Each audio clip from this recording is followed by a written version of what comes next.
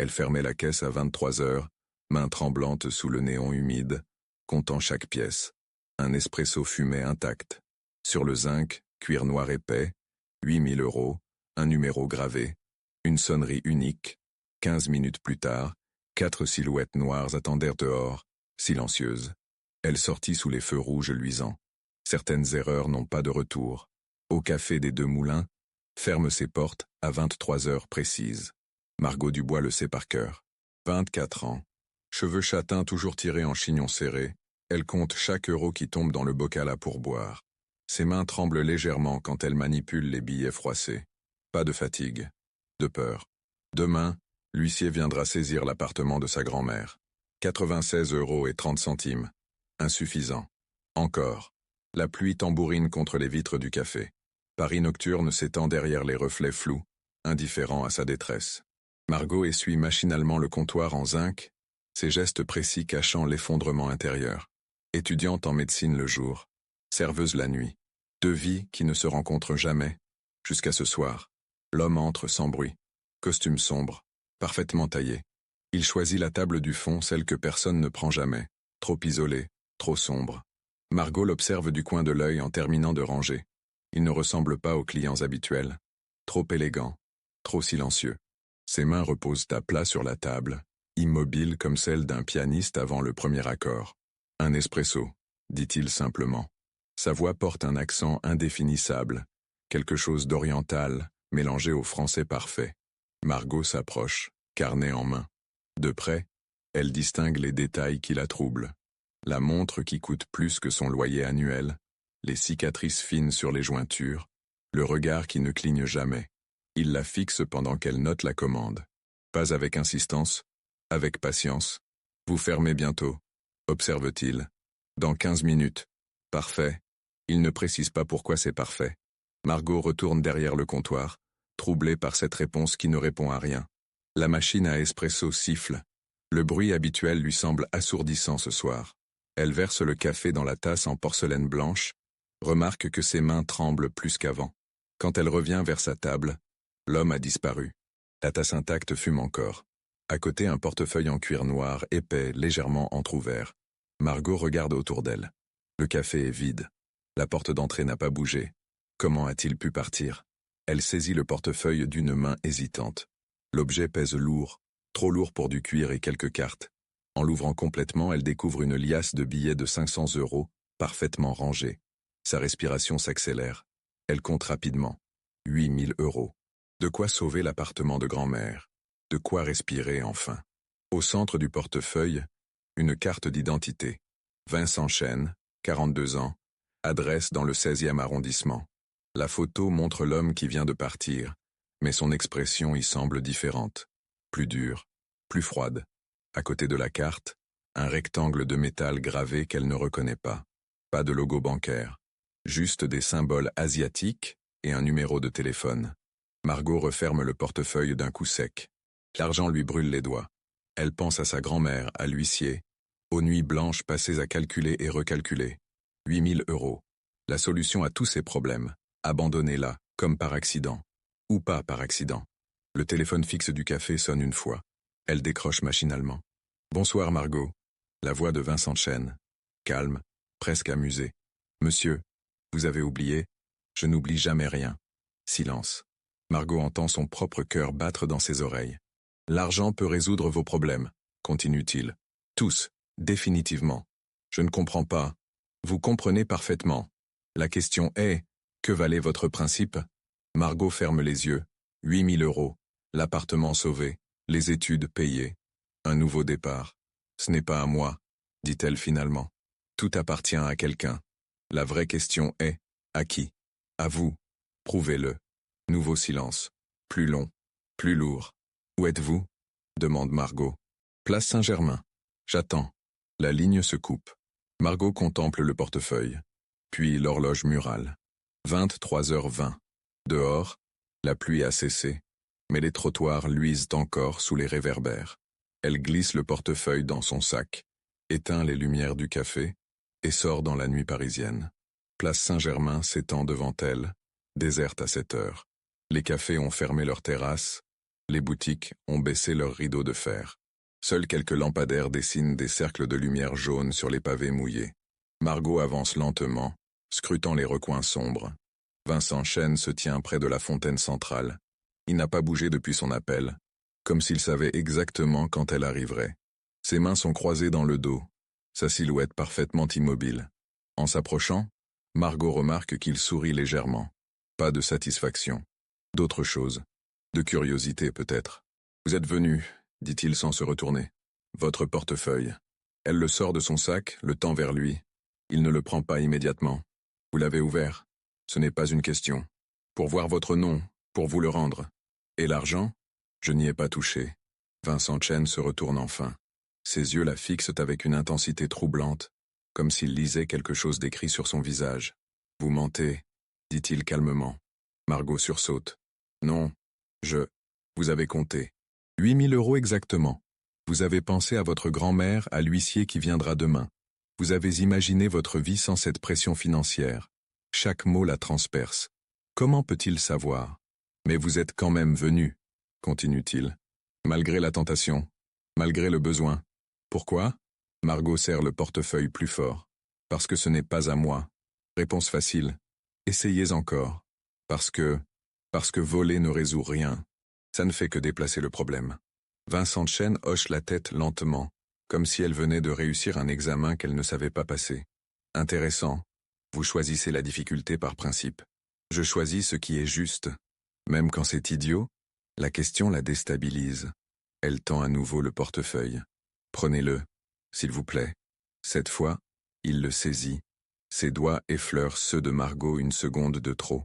Sa peau est froide, étrangement lisse.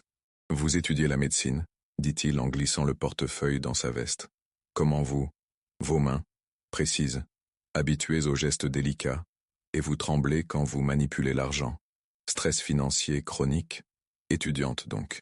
Il fait quelques pas autour d'elle, l'observe sous tous les angles comme un acheteur évalue une œuvre d'art.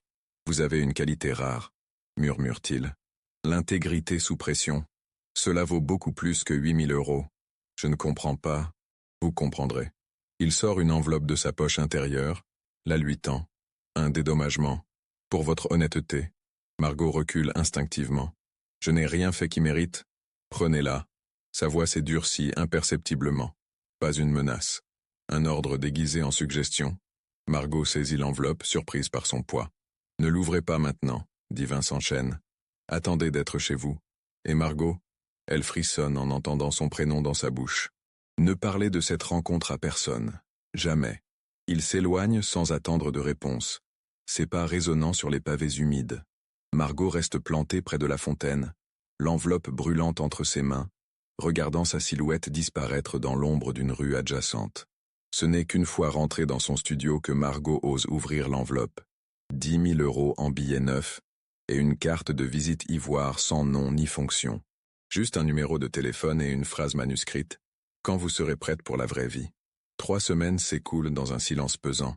Margot a payé l'huissier, sauvé l'appartement de sa grand-mère, mais l'argent lui laisse un goût amer. Chaque billet dépensé la ramène à cette nuit place Saint-Germain, au regard de Vincent Chêne qui semblait lire dans son âme. La carte de visite trône sur sa table de nuit comme un rappel constant. Quand vous serez prête pour la vraie vie. L'hôpital Pitié-Salpêtrière bourdonne de son activité habituelle. Margot termine son stage aux urgences, épuisée par 12 heures de garde. Ses gestes sont devenus plus sûrs, plus précis. Elle suture une plaie au front d'un motard accidenté, quand elle sent une présence derrière elle. Le docteur Roussel, chef de service, observe son travail par-dessus son épaule. Jolie technique, marmonne-t-il. Vous avez des mains en or, Dubois. Margot ne répond pas, concentrée sur le dernier point de suture. Autour d'elle, l'agitation des urgences continue. Brancards qui roulent, moniteurs qui bipent, familles qui attendent. Elle aime ce chaos organisé, cette précision nécessaire entre la vie et la mort. Docteur, on a un problème. L'infirmière qui vient de parler fixe l'entrée des urgences avec inquiétude. Margot lève les yeux de son patient et découvre un spectacle inhabituel. 4 hommes en costume sombre portent un brancard de fortune. Pas d'ambulance, pas de paramédicaux. Juste eux, silencieux et déterminés. Sur le brancard, un homme d'une 50aine d'années, costume déchiré, chemise imbibée de sang, conscient mais pâle, Ses yeux balayent l'espace avec méfiance, comme s'il cherchait une sortie plutôt qu'une aide médicale. Box 3, ordonne le docteur Roussel. Préparez le matériel de suture. Margot suit le mouvement mais quelque chose la dérange. Les 4 porteurs se placent stratégiquement autour du box, dos tourné vers l'extérieur. Pas comme des proches inquiets, comme des gardes du corps. L'un d'eux porte une oreillette discrète. Un autre surveille constamment l'entrée. Le blessé refuse catégoriquement toute anesthésie générale. Il veut rester conscient, alerte. Ses mains, malgré la douleur, restent crispées sur quelque chose dans sa poche. Le docteur Roussel commence l'examen mais l'homme le repousse brutalement. Pas vous, elle. Il pointe Margot du doigt. Sa voix porte un accent slave, lourd et autoritaire malgré la souffrance. Monsieur, je suis interne, pas chirurgien. Vous, maintenant. Le docteur Roussel fronce les sourcils, visiblement contrarié par cette demande inhabituelle. Mais les 4 hommes en costume se rapprochent imperceptiblement. L'atmosphère se tend. Margot comprend qu'il ne s'agit pas d'un caprice de patient. Laissez-la faire, dit finalement Roussel en reculant. Mais sous ma supervision. Margot s'approche du brancard, enfile des gants stériles. La plaie s'étend sur le flanc droit, profonde mais nette. Coup de lame précis, porté par quelqu'un qui savait exactement où frapper. Pas une agression de rue. Quelque chose de plus personnel. Vous avez de la chance, murmure-t-elle en commençant le nettoyage. 2 centimètres à droite et... Je sais. L'homme la fixe intensément pendant qu'elle travaille. Ses yeux sont d'un bleu glacial, perçant. Il semble évaluer chacun de ses gestes, tester sa précision. Vous ne tremblez pas, observe-t-il. Pourquoi je tremblerais? La plupart des gens tremblent quand ils soignent quelqu'un comme moi. Margot continue son travail sans relever. Elle désinfecte, examine la profondeur, prépare les instruments de suture. Ses mouvements sont fluides, assurés. Autour d'eux, les 4 gardes maintiennent leur surveillance silencieuse. « Comment vous appelez-vous » demande l'homme. « Margot Dubois. » Joli nom. Français de souche? Pourquoi cette question? Curiosité professionnelle. Il sourit à demi, mais le sourire ne monte pas jusqu'à ses yeux. Margot commence la suture, concentrée sur les points réguliers. La technique que lui a enseignée le docteur Mercier. Petit point, tension égale, cicatrice minimale. Vous êtes doué, dit l'homme. Très doué. Qui vous a formé? L'université, mes professeurs. Non, quelqu'un d'autre. Vos mains connaissent des techniques qu'on n'enseigne pas en première année. Margot s'arrête une seconde. Comment peut-il savoir qu'elle n'est qu'en première année? Elle reprend rapidement, troublée par cette observation trop précise. Vous vous trompez. Je ne me trompe jamais sur les talents. Le mot « talent » résonne étrangement dans sa bouche, comme s'il avait plusieurs significations. Margot termine la suture en silence. Applique un pansement stérile. L'homme se redresse lentement, teste ses mouvements. Parfait, dit-il en remettant sa chemise. Pas de douleur. Travail de professionnel. Il glisse la main dans sa poche, sort une liasse de billets. Pour vos services. L'hôpital facturera. Pas l'hôpital. Vous. Il pose 5 000 € sur le plateau médical. Margot recule instinctivement. Je ne peux pas accepter. Vous pouvez. Vous devez même. L'un des gardes s'approche, murmure quelque chose à l'oreille de l'homme. Celui-ci hoche la tête, se lève complètement. Mes amis me disent qu'il faut partir. Merci pour vos soins, docteur Dubois. Je ne suis pas docteur. Vous le serez. Bientôt. Il fait un signe à ses hommes. Il se dirige vers la sortie, formation serrée, comme une unité militaire. Margot reste plantée près du brancard, les 5 000 € intacts sur le plateau. Le docteur Roussel revient, examine l'argent avec perplexité. Qu'est-ce que c'est que ça? Je ne sais pas, il a insisté. Dubois, qui était cet homme? Aucune idée. Mais c'est faux. Elle a une idée très précise. Le même type de présence que Vincent Chen. La même autorité naturelle. La même façon de transformer une situation ordinaire en quelque chose de dangereux. Roussel empoche l'argent sans autre commentaire. Margot n'ose pas protester. Dans ce monde-là, elle commence à comprendre. Protester peut coûter cher. Le soir venu, Margot rentre chez elle perturbée. 2 rencontres en 3 semaines. 2 hommes qui semblent sortir d'un univers parallèle. 2 fois de l'argent qu'elle n'a pas demandé. Elle commence à entrevoir un schéma qu'elle préférerait ne pas voir. Son téléphone sonne. Numéro inconnu. Bonsoir Margot. Vincent Chen. Encore. Comment avez-vous eu mon numéro? Question stupide. Comment s'est passée votre journée? Margot s'assoit lourdement sur son lit. La fatigue de la garde, l'adrénaline de la suture, Et maintenant cette voix qui semble tout savoir. Normal. Mentir ne vous va pas. Parlez-moi de votre patient de cet après-midi. Son sang se glace. Comment peut-il? Je ne vois pas de quoi. Victor Kozlov. Plaie par arme blanche au flanc droit. Suture en 18 points. Paiement de 5000 € que votre chef de service a confisqué. Chaque détail exact. Chaque information précise. Margot comprend qu'elle est surveillée, observée, évaluée en permanence. Qu'est-ce que vous voulez? Demande-t-elle d'une voix blanche. Vous proposez quelque chose. Demain soir, 21 h. Café de Flore. Venez seul. Et si je refuse? Vous ne refuserez pas. Pourquoi? Parce que vous commencez à comprendre. Le monde que vous croyez connaître n'existe pas. Le vrai monde, celui où évoluent des hommes comme Victor et moi, a besoin de quelqu'un comme vous. Quelqu'un comme moi. Quelqu'un de propre, de compétent, de discret. Silence. Margot entend sa propre respiration amplifiée dans l'écouteur. Réfléchissez, Margot. Votre grand-mère est sauvée grâce à mon argent. Votre avenir médical dépend de rencontres comme celle d'aujourd'hui. Vous pouvez continuer à subir, ou commencer à choisir. La ligne se coupe. Margot fixe le téléphone muet, consciente que sa vie vient de basculer définitivement. Vincent Chen ne lui propose pas un choix. Il lui révèle qu'elle n'en a jamais eu. Le café de Flore à 21 h ressemble à un théâtre après la représentation. Les touristes ont disparu, laissant place aux habitués silencieux penchés sur leurs journaux ou leurs verres de vin. Margot arrive avec 10 minutes de retard, espérant secrètement que Vincent Chen soit parti. Il est là, bien sûr, installé à une table d'angle qui lui offre une vue parfaite sur l'entrée et les deux sorties. Il porte un pull noir en cachemire et un pantalon de costume gris anthracite, moins formel que lors de leur précédente rencontre. Mais l'élégance reste intacte. Ses mains reposent sur la table, parfaitement immobiles. Quand Margot s'approche, il ne se lève pas, ne sourit pas.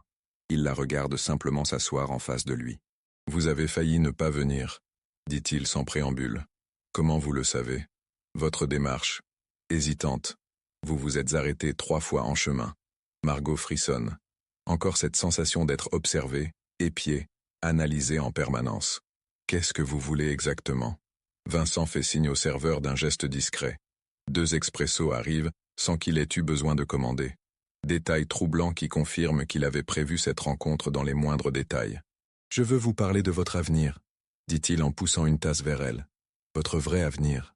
Mon avenir, c'est la médecine, les études, l'internat, l'hôpital. Votre avenir, c'est ce que vous en ferez.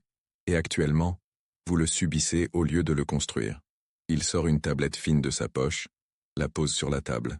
L'écran s'allume automatiquement, révélant un dossier détaillé. Margot reconnaît sa photo d'identité en haut à droite. Margot Dubois, 24 ans, née à Marseille. Père décédé quand elle avait 8 ans. Accident de voiture. Mère partie en Australie avec un nouveau compagnon quand elle avait 15 ans. Élevée par sa grand-mère paternelle, Françoise Dubois. Retraitée, diabétique, revenus insuffisants. Chaque mot la transperce. Sa vie entière résumée en quelques phrases cliniques. Première année de médecine avec mention très bien. Stage aux urgences évalué excellent par le docteur Roussel. Dettes étudiantes, 23 000 €. Perspective d'endettement total en fin d'études. 80 000 € minimum. Vincent fait défiler les pages. Relevé bancaire, notes d'examen, même les horaires de ses gardes à l'hôpital. Tout y est. Comment avez-vous obtenu tout ça? Question stupide. La vraie question est, pourquoi? Il referme la tablette d'un geste sec. Parce que j'ai besoin de quelqu'un d'exceptionnel. Et vous l'êtes. Je ne suis qu'une étudiante. Faux. Vous êtes une chirurgienne née qui perd son temps dans un système qui ne reconnaîtra jamais votre valeur. Vincent se penche légèrement vers elle. Sa voix baisse, devient plus intime, plus persuasive. Hier, vous avez suturé Victor Kozlov en 18 minutes. Un chirurgien expérimenté aurait pris 25 minutes. Votre technique est parfaite. Votre sang-froid remarquable. Et surtout, il marque une pause. Vous n'avez posé aucune question sur son identité. Vous vous êtes contenté de soigner. C'est exactement ce dont j'ai besoin. Margot boit une gorgée de café pour gagner du temps. Le liquide est amer, trop fort, mais la chaleur la réconforte. Victor Kozlov, qui est-ce, vraiment? Un associé. Quelqu'un qui évolue dans mon secteur d'activité. Quel secteur? L'import-export. Affaires internationales. Parfois compliquées. Réponse évasive qui ne répond à rien. Margot commence à comprendre que Vincent Chen ne dit jamais rien directement. Vous voulez que je soigne vos associés? Je veux que vous deveniez ma ressource médicale personnelle. Intervention discrète, patient particulier, situation délicate. Illégale? Légales et illégales sont des concepts relatifs. Moi, je parle d'efficacité. Il sort une enveloppe épaisse de sa veste, la pose sur la table. 50 000 €. De quoi financer vos études complètement. Plus jamais de dettes, plus jamais de stress financier. Vous vous concentrez uniquement sur votre formation. L'enveloppe trône entre eux comme un défi silencieux. Margot la fixe sans oser la toucher. En échange de quoi? Disponibilité totale quand j'appelle. Silence absolu sur ce que vous voyez. Professionnalisme irréprochable. Et si je refuse? Vous ne refuserez pas. Vous en êtes si sûr? Vincent sourit pour la première fois depuis le début de leur conversation. Un sourire froid, calculé, dépourvu de chaleur. Margot, vous avez déjà accepté. Le jour où vous avez gardé mes 10 000 €. Le jour où vous avez soigné Victor sans poser de questions. Vous êtes déjà dans mon monde. La seule différence, c'est que maintenant, vous le savez. La vérité de cette affirmation la frappe comme une gifle. Elle a effectivement franchi une ligne invisible, pas à pas, sans s'en rendre compte. Je veux des garanties, dit-elle finalement. Lesquelles? Jamais rien d'illégal qui pourrait compromettre ma carrière médicale. Jamais de violence directe. Et je garde le droit de refuser une intervention. Vincent réfléchit quelques secondes, comme s'il évaluait le sérieux de ses conditions. D'accord pour les 2 premières. Pour la 3e, il la fixe intensément. Dans mon monde, refuser peut coûter très cher. Je préfère que vous en soyez consciente dès maintenant. La menace est claire, enrobée dans une politesse de surface. Margot comprend qu'elle négocie avec quelqu'un qui n'a pas l'habitude qu'on lui résiste. Je prends le risque, dit-elle en tendant la main vers l'enveloppe. Vincent l'arrête d'un geste.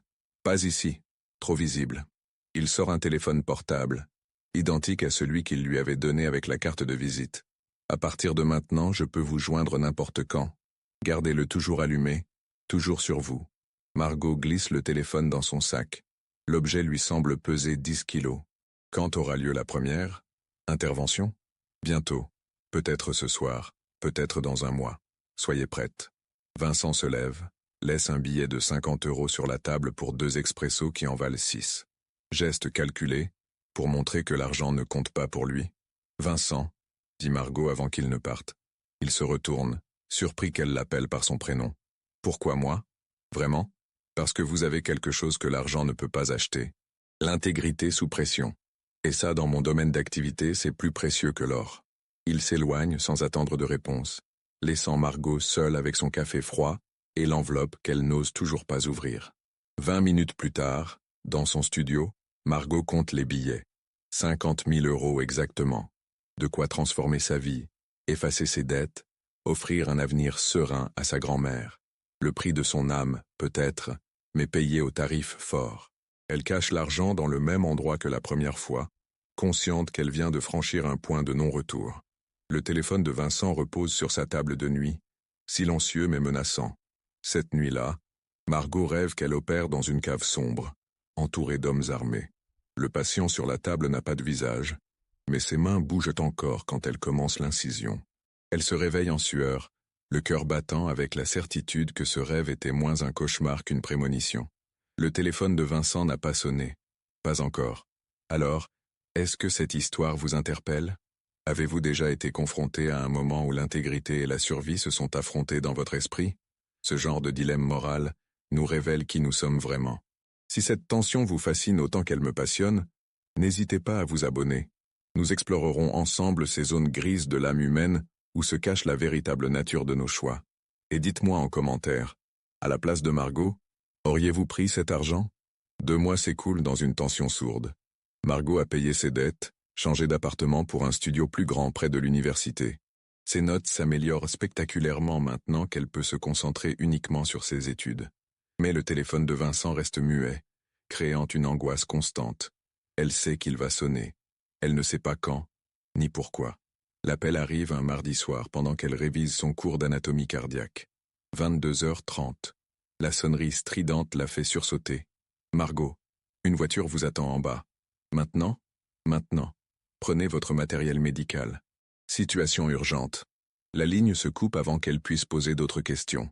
Margot enfile rapidement sa blouse, rassemble ses instruments dans la trousse de soins qu'elle a constituée avec l'argent de Vincent.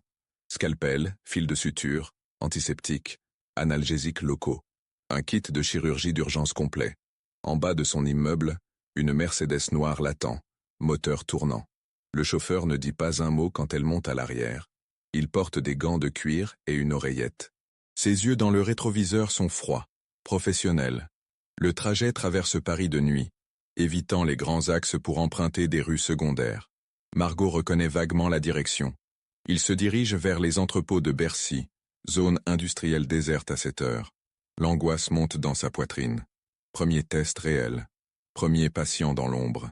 La Mercedes s'arrête devant un bâtiment de béton sans fenêtre, gardé par 2 hommes en blouson sombre. Ils font signe au chauffeur qui s'engage dans une cour intérieure. L'endroit ressemble à un hangar de stockage. Mais l'activité qui s'y déroule n'a rien de commercial. « Suivez-moi », dit une voix derrière elle. Margot se retourne et découvre Vincent Chêne, vêtu d'un costume impeccable malgré l'heure tardive. Son visage est tendu, plus grave que d'habitude. Quel est le problème? Balle dans l'épaule. Patient conscient mais en état de choc. Pas question d'hôpital. Il la guide vers l'entrée du hangar. À l'intérieur, l'espace a été transformé en bureau de fortune. Table pliante, ordinateur portable, cartes étalées sur les murs. Une dizaine d'hommes s'activent autour de téléphones et de radios. Ambiance de centre de crise. Au fond, isolé par des paravents métalliques, un espace médical improvisé. Table d'opération de fortune, éclairage puissant, matériel stérilisé. Vincent a visiblement prévu cette éventualité depuis longtemps. Sur la table, un homme d'une trentaine d'années, cheveux blonds, traits nordiques, chemise déchirée et ensanglantée. Il respire difficilement, visage livide. Quand Margot s'approche, ses yeux la fixent avec un mélange de douleur et de méfiance. « Je ne vous connais pas », dit-il avec un accent allemand prononcé. « Elle est avec moi », répond Vincent. « Faites-lui confiance. » Margot enfile des gants stériles, examine rapidement la plaie. Balle entrée par l'arrière de l'épaule gauche, pas de point de sortie visible. Hémorragie contrôlée mais projectile encore logé dans les tissus. Il faut extraire la balle, dit-elle à Vincent. Anesthésie locale possible, mais l'intervention sera douloureuse. Pas d'anesthésie générale, grogne le blessé. Je dois rester conscient. Pourquoi? Mes ordres. Margot commence le nettoyage de la plaie, essayant d'ignorer l'atmosphère pesante qui règne autour d'eux. Les hommes continuent leur travail, mais elle sent leur regard qui l'évalue, la jauge. Premier test de confiance dans un univers où la confiance se paie comptant. Comment vous appelez-vous? Demande-t-elle au patient pour le distraire. Klaus. Klaus Hoffmann. Qu'est-ce qui s'est passé? Malentendu commercial. Réponse laconique qui ne répond à rien. Margot commence l'anesthésie locale, injectant la lidocaïne autour de la plaie. Klaus serre les dents, mais ne bronche pas. Vous faites ça souvent? Lui demande-t-il pendant qu'elle prépare ses instruments. Première fois dans ce contexte. Vincent fait confiance. Moi aussi. Alors, la phrase résonne comme un avertissement. Dans ce milieu, la confiance accordée par Vincent Chêne vaut recommandation absolue. Margot commence l'incision, élargissant délicatement l'orifice d'entrée pour accéder au projectile. Parlez-moi, dit-elle à Klaus. De n'importe quoi. Ça aidera. Je viens de Hambourg. Import-export aussi. Spécialisé dans les marchandises. Délicate. Quel genre? Celui qu'on ne déclare pas en douane. Margot localise la balle, logée contre l'omoplate. Extraction délicate, millimètre par millimètre, pour éviter de léser les vaisseaux sanguins. Ses mains ne tremblent pas malgré la pression et l'environnement inhabituel. Vous êtes doué, observe Klaus. Très doué. D'où sortez-vous? Université, première année de médecine. Première année? Klaus échange un regard avec Vincent, visiblement impressionné. Vincent sait repérer les talents, murmure-t-il. Margot extrait finalement la balle, petit morceau de métal déformé qu'elle dépose dans une coupelle stérilisée. Klaus pousse un soupir de soulagement. Fini? Presque. Nettoyage, suture, pansement. Encore 10 minutes. Pendant qu'elle travaille, Vincent s'approche. Il observe ses gestes avec attention, comme s'il évaluait encore ses capacités. Impressionnant, dit-il finalement. Technique parfaite, aucune hésitation. J'ai eu de bons professeurs. Vos professeurs ne vous ont pas appris à opérer sous pression dans un hangar désaffecté. Margot termine la suture, applique un pansement compressif. Klaus teste prudemment ses mouvements. satisfait du résultat. Parfait. Pas de douleur excessive. Il se redresse, sort une liasse de billets de sa poche valide. Pour vos services. Vincent s'en occupe, dit Margot en refusant l'argent. Klaus sourit, range ses billets. Professionnel jusqu'au bout. J'aime ça. Il serre la main de Vincent, échange quelques mots en allemand, puis disparaît escorté par 2 hommes. L'opération s'est déroulée en moins d'1 heure. Efficace, discrète, sans témoin extérieur. Bien joué, dit Vincent en l'aidant à ranger le matériel médical. Première mission réussie. Combien d'autres? Autant que nécessaire. Klaus ne sera pas le dernier. Vincent la raccompagne vers la sortie. Le hangar se vide progressivement, les hommes emportant ordinateurs et matériel. Dans 1 heure, l'endroit aura retrouvé son apparence de simple entrepôt abandonné. Vincent, dit Margot avant de monter dans la Mercedes. Oui, Klaus a dit, malentendu commercial. Qu'est-ce qui s'est vraiment passé? Vincent la fixe longuement avant de répondre. Klaus transportait une cargaison pour mon compte. Quelqu'un a voulu l'intercepter. Les négociations ont mal tourné. Quelqu'un l'a descendu pour une cargaison? Dans mon secteur d'activité, les désaccords se règlent rarement par la parole. Nouvelle révélation sur la vraie nature des affaires de Vincent. Margot commence à saisir qu'elle vient d'entrer dans un monde où la violence est un outil de gestion comme un autre. Vous n'avez pas peur? De quoi? De ce que vous faites. Des risques. Vincent sourit, mais son sourire ne rassure pas. La peur est un luxe, Margot. Quand on a des responsabilités comme les miennes, on n'a pas le temps d'avoir peur. Le trajet de retour se déroule en silence. Margot regarde Paris défiler derrière les vitres teintées, consciente qu'elle vient de franchir une nouvelle étape. Elle a soigné son premier patient de l'ombre, dans des conditions que jamais aucun cours de médecine ne lui avait enseignées. De retour chez elle, elle trouve une enveloppe glissée sous sa porte. 10 000 € et un mot manuscrit. Pour Klaus. Excellent travail. V. Cette nuit-là, Margot ne parvient pas à dormir. Elle repense aux mains expertes de Klaus, à son calme pendant l'extraction, à la façon dont il parlait de violence comme d'une banalité. Elle pense surtout à Vincent, à son sourire froid quand il évoque ses responsabilités. Elle commence à comprendre qu'elle n'est plus simplement une étudiante en médecine qui rend service. Elle est devenue une pièce essentielle dans un mécanisme qu'elle ne maîtrise pas, mais dont elle ne peut plus s'extraire. Le téléphone de Vincent repose sur sa table de nuit, silencieux. Mais Margot sait qu'il sonnera encore. Bientôt. 6 mois plus tard, Margot ne reconnaît plus sa propre vie. Elle excelle en médecine. Ses professeurs la citent en exemple. Son avenir semble tracé vers les plus prestigieux hôpitaux parisiens. Officiellement. Officieusement, elle a soigné 12 patients de Vincent Chen. Balles extraites, plaies suturées, empoisonnements traités.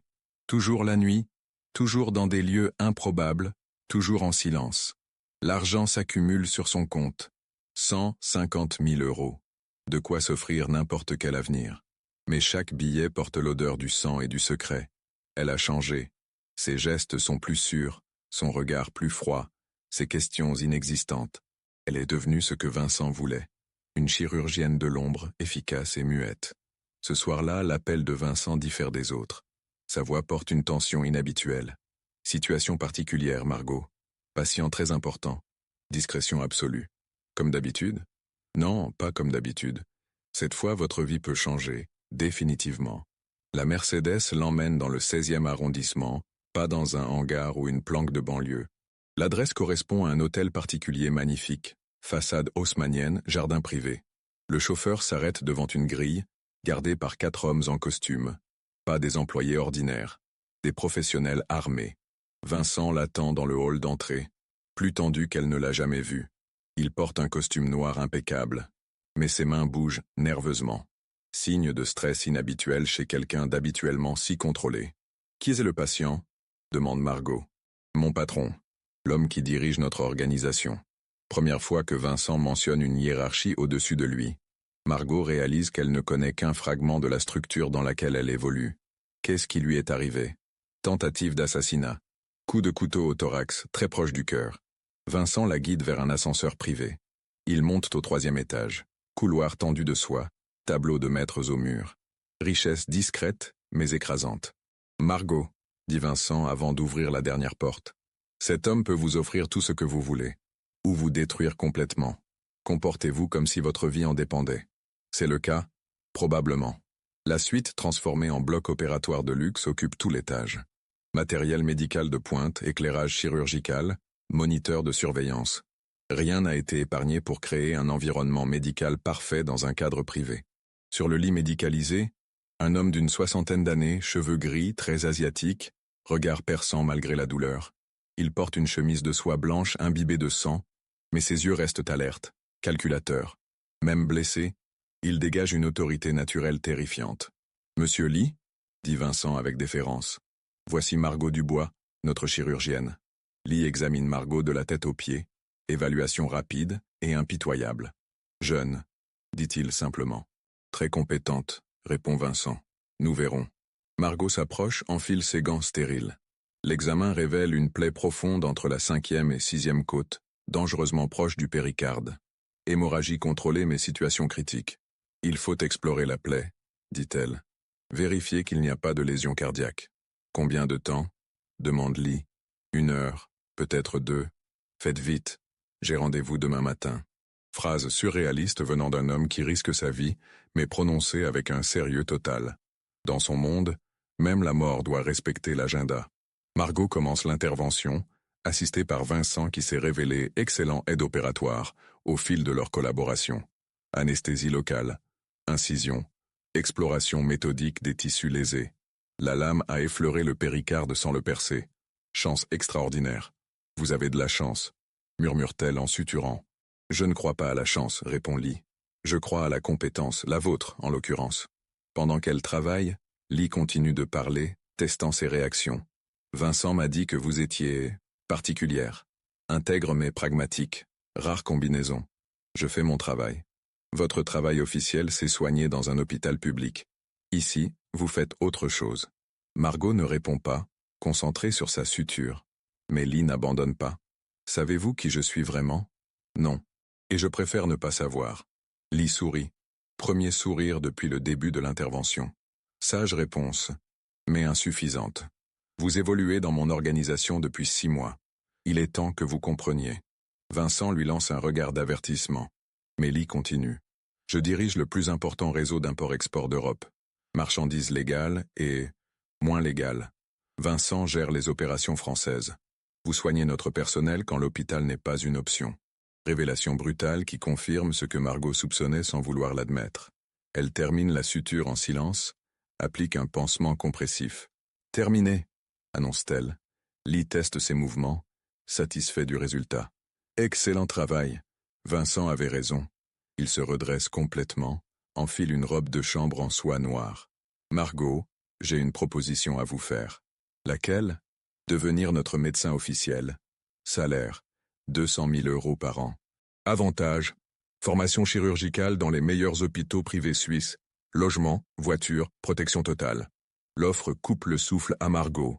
200 000 € par an, plus que la plupart des chirurgiens confirmés. En échange de quoi ? Exclusivité, disponibilité permanente, silence éternel. Et si je refuse ? Le sourire de Lee disparaît instantanément. Vous ne refuserez pas. Pourquoi ? Parce que vous avez déjà trop vu, trop entendu, trop participé. La menace implicite glace le sang de Margot. Lee se lève, marche vers la fenêtre qui donne sur le jardin privé. Margot, vous avez un choix. Devenir riche et protégé, ou... Il n'achève pas sa phrase. Inutile. Combien de temps pour réfléchir ? Vous avez réfléchi pendant 6 mois. La réflexion est terminée. Vincent s'approche d'elle, pose une main rassurante sur son épaule. Acceptez, murmure-t-il. C'est votre seule option.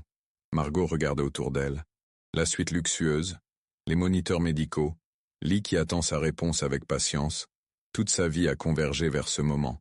Tous ses choix l'ont mené ici. J'accepte, dit-elle finalement. Lee sourit à nouveau, tend la main. Bienvenue dans la famille, docteur Dubois. Le titre docteur dans sa bouche sonne comme une intronisation.